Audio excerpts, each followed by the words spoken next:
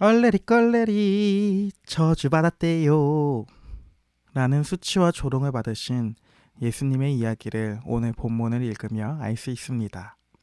이 이야기들 가운데에 들어가 봅시다. 먼저 신명기 19장부터 21장까지의 이야기를 요약해 드리도록 하겠습니다. 신명기 19장에서는 도피성과 공의로운 재판에 대한 이야기가 나옵니다. 하나님은 가나안 땅 안에 들어가면 세 곳의 도피성을 세우라고 합니다. 도피성이란 무엇일까요? 도피성이란 말 그대로 실수로 이웃을 죽인 자가 피해 복수자에게 도피해서 생명을 보존할 수 있는 은신처입니다. 포인트는 실수로 사람을 죽여야지만 갈 수 있는 곳입니다. 실수로 살인을 한 경우는 어떤 예시일까요? 예를 들어 도끼로 나무를 패다가 그 나무를 열심히 패는 도중에 도끼의 날이 갑자기 날아가 가지고 옆에 있는 사람을 죽게 했을 때의 경우, 그런 실수들이 바로 고의성이 없는 살인, 이때에만 도피성을 들어갈 수 있습니다. 그렇다면 고의로 사람을 죽인 사람이 이 도피성 안에 들어가면 어떻게 될까요? 의도적인 살인은 장로들이 그 사람을 도피성 밖으로 끌어냅니다. 그리고 가장 먼저 유가족들이 그 살인자를 죽이게 합니다. 그렇다면 이런 도피성에 대한 법은 왜 있는 것일까요? 피는 피를 부르기 때문입니다. 실수로 살인을 하게 될 경우에 만약에 복수를 위해 계속해서 이 피를 보게 되면 결국엔 그 끝은 피로 얼룩질 수밖에 없기 때문입니다. 이는 복수보다 은혜가 있기를 바라는 자비로우고 또 공의로운 하나님의 조치인 것입니다. 도피성과 더불어 경계표를 옮기지 말라는 명령이 19장에서 나옵니다. 또한 동시에 재판을 할 시에 한 사람의 증언으로만 판결을 하지 말고 두세 명의 증인을 세워야 한다는 명령이 나오며, 만약 재판 가운데에 위증한 자는 그가 남에게 가하려고 했던 악을 그대로 갚아주는 눈에는 눈, 이에는 이, 즉 동해복수법으로 벌하게 하라는 명령으로 신명기 19장은 마무리가 됩니다. 신명기 20장입니다. 여기서는 전쟁에 나가기 전에 나오는 규례가 나옵니다. 전쟁을 준비하는 규례입니다. 전쟁에 나갈 때에 적의 말과 병거를 보고 두려워하지 말라고 합니다. 왜냐하면 이스라엘 가운데에서는 하나님이 함께 계시기 때문입니다. 하나님은 이스라엘에게 이집트를 탈출시킨 것을 다시금 기억하라고 합니다. 그러나 만약 전쟁이 열렸더라도 새 집을 건축한 자, 포도원을 만든 자, 약혼한 자, 그리고 마음이 허약하여 두려워하는 사람들은 전쟁 가운데로 보내지 말라고 합니다. 한 명이라도 중요한데 그렇게 숫자가 중요한 전쟁에서 이러한 자들을 보내지 말라고 합니다. 이는 결국 전쟁의 승리는 군대의 숫자가 아니라 하나님의 주권적인 능력에 전쟁의 결과가 달려있다라는 것을 동시에 보여주는 말씀이기도 합니다. 또한 20장에서는 계속해서 이스라엘이 전쟁에서 이겨 성읍을 점령하는 법들에 대해서도 나옵니다. 멀리 있는 성읍에는 굳이 이스라엘이 나가서 원정으로 전쟁을 할 필요가 없습니다. 일단 평화를 선포해야 됩니다, 먼저. 그러나 가까이 있는 땅, 지금 이스라엘이 들어가야 하는 그 가나안 땅의 성읍들하고는 상황이 조금 다릅니다. 가나안 땅에 들어가는 가나안 족속의 성읍 안에서는 호흡 있는 자를 하나도 살려두지 말고 진멸해야 한다라고 말합니다. 왜 하나님은 이렇게 잔인한 말씀을 하시는 것일까요? 왜냐하면 이스라엘은 본격적으로 가나안 땅에 들어가서 살 것입니다. 이때 이스라엘에게 가나안에 있는 가증한 우상 숭배가 전염되는 걸 방지하기 위해서입니다. 또한 전쟁 중 성을 에워쌀 때도 먹을 수 있는 과일 나무를 내는 나무는 찍어버리지 말라고 합니다. 그렇게 신명기 20장이 마칩니다. 신명기 21장입니다. 여기서는 무죄한 피와 사회, 그리고 가정규례와 저주받은 자에 대한 이야기가 나옵니다.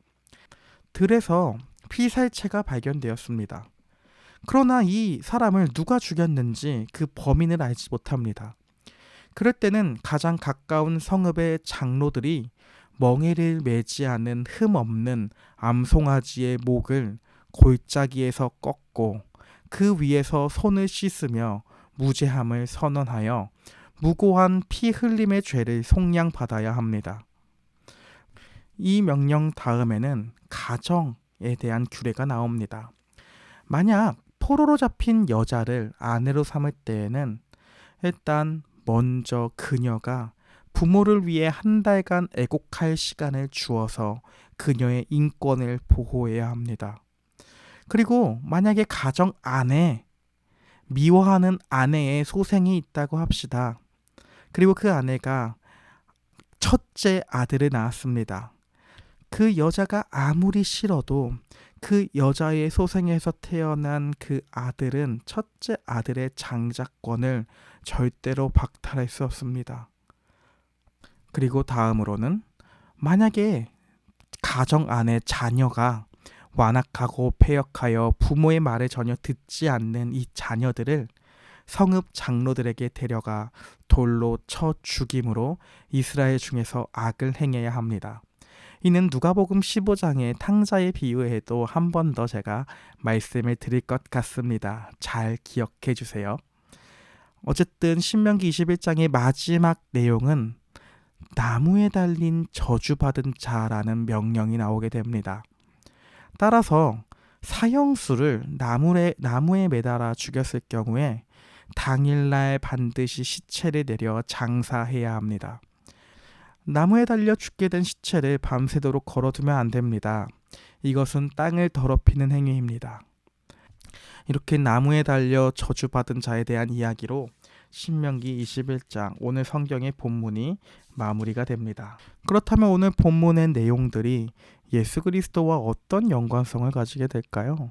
사실 예수 그리스도의 연관성이 매우 많은 본문들입니다. 그러나 시간 관계상 도피성에 대해서는 여호수아의 마지막에서도 한 번 더 나올 것 같아서 오늘은 생략하고, 또한 완악하고 패역한 아들을 죽이라고 하는 이 법은 나중에 신약 성경에서 말할 것이고, 오늘은 단 하나 나무에 달린 저주받은 자와 예수 그리스도의 연관성에 대해서만 살펴보려고 합니다. 오늘 우리가 읽은 본문의 마지막 장인 신명기 21장에서는 나무에 달린 자마다 하나님께 저주를 받았다고 무섭게 선언합니다. 나무에 달린다는 것은 세상 사람들에게 버림을 받고 영적으로는 하나님께도 철저히 버림받아 지옥에 떨어지게 되는 가장 끔찍한 형벌인 것입니다. 그러나 우리는 2000년 전에 십자가라는 나무에 달린 분의 이름을 압니다. 그의 이름은 무엇인가요? 바로 예수입니다. 따라서 사도 바울은 갈라디아서 3장 13절에서 오늘 본문 신명기 21장 23절에 본문을 인용하며 다음처럼 말합니다. 그리스도께서 우리를 위하여 저주를 받은 바 되사 율법의 저주에서 우리를 속량하셨으니 기록된 바 나무에 달린 자마다 저주 아래에 있는 자라 하였습니다. 그리스도께서 누구를 위하여 저주를 받은 자와 같이 되었다고 나오나요? 바로 우리입니다. 어느 저주에서 우리를 속량하셨을까요? 바로 율법의 저주에서입니다. 우리는 율법으로 구원받지 못합니다. 율법의 기준대로라면 오늘 우리 모두가 나무에 매달려야 하는 존재들인 것입니다. 그러나 예수님은 우리가 매달려야 하는 나무에 대신 매달려 줍니다. 예수님이 십자가라는 나무에 달리신 이유는 단 하나입니다. 우리가 받아야 하는 저주와 하나님의 진노를 예수님이 자기 자신의 온 몸으로 대신해서 철저하게 받아내 주시기 위해서입니다. 그 저주를. 십자가는 단순한 로마의 사형틀이 아닙니다. 그것은 오늘 본문에서 나온 저주받은 자리인 나무 위인 것입니다. 예수님이 우리를 대신해 철저하게 저주를 감당하는 은혜의 자리로 바뀌게 되는 것입니다. 누구로 인해서요? 예수님으로 인해서입니다. 이렇듯 예수께서 우리의 저주를 대신 짊어지신 결과 우리에게 어떤 일이 일어났을까요? 갈라디아서 3장 14절은 이렇게 말합니다. 이는 그리스도 예수 안에서 아브라함의 복이 이방인에게 미치게 하고. 아멘. 여기서 우리가 가진 종교의 기독교의 가장 놀라운 위대한 교환이 일어납니다. 예수님이 우리의 저주를 가져가 주신 대신에 우리에게는 예수님이 받아야 할 아브라함의 복, 즉 하나님 자녀가 되는 권세와 복을 우리에게 주셨습니다. 우리는 저주받았지만 하는데 예수님 때문에 우리가 복을 받게 되는 것입니다. 오늘 저는 영상 초반에 얼레리 껄레리 저주받았대요 라는 조롱으로 시작했습니다. 이 조롱은 2000년 전 십자가 밑에 있던 사람들이 예수님을 향해 조롱한 소리인 것입니다.